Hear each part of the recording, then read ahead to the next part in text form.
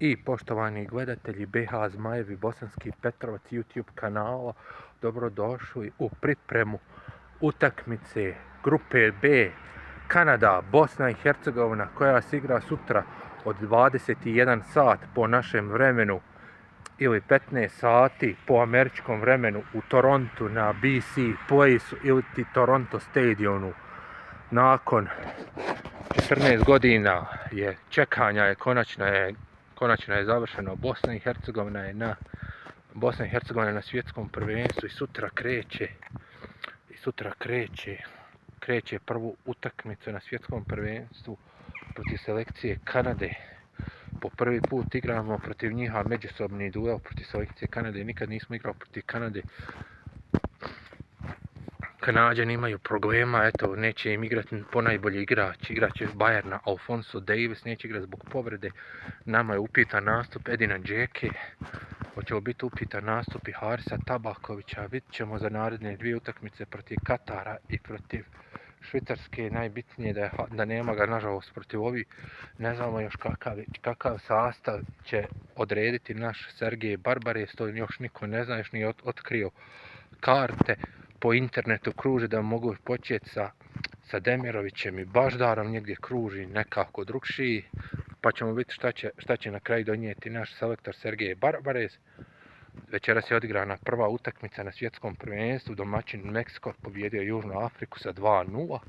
Večeras u 4 sata iza ponoći u Guadalajari igraju Južna Koreja i Češka Republika. Sutra naša grupa B u 21 sat igra Bosna i Hercegovina i Kanada. Ili 15 sati po američkom vremenu.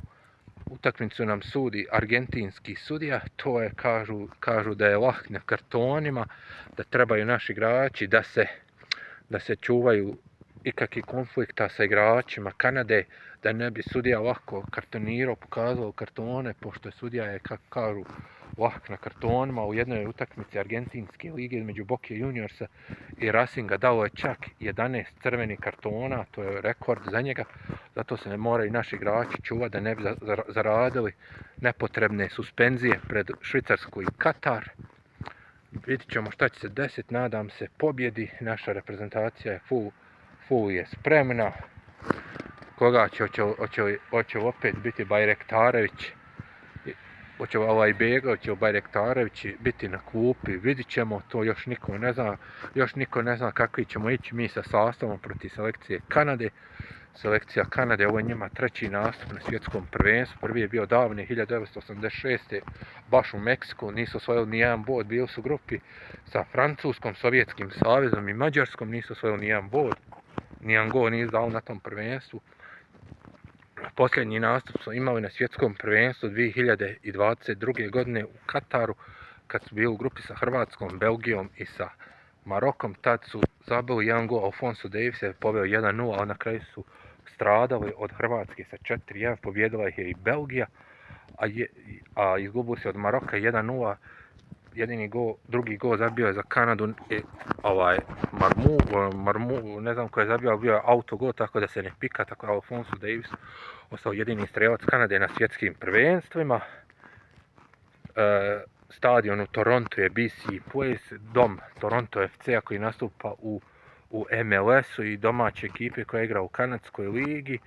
Ne smije se koristiti BC Place zato što je to Bank of Canada, to je tako se zove taj glavni stadion, i zato će se stadion za ovo prvenstvo zvati Toronto Stadium.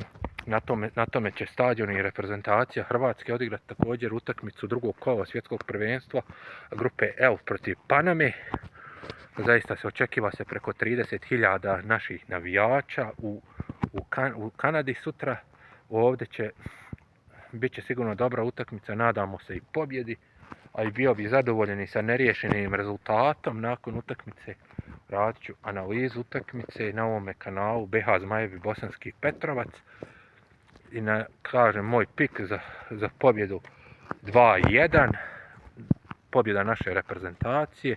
Još da kažem da pozivam sve građane Bosanskog Petrovca da sutra dođu na trg Šehida gdje će biti javno gledanje utakmice Kanada Bosna i Hercegovina 21 sat, a okupljanje ispred Binga u 20 sati, tako da sve građane Bosanskog Petrovca pozivamo da nam se pridruže, da budemo što većem broj, da moramo pratiti BH Zmajeve i naprijed BH.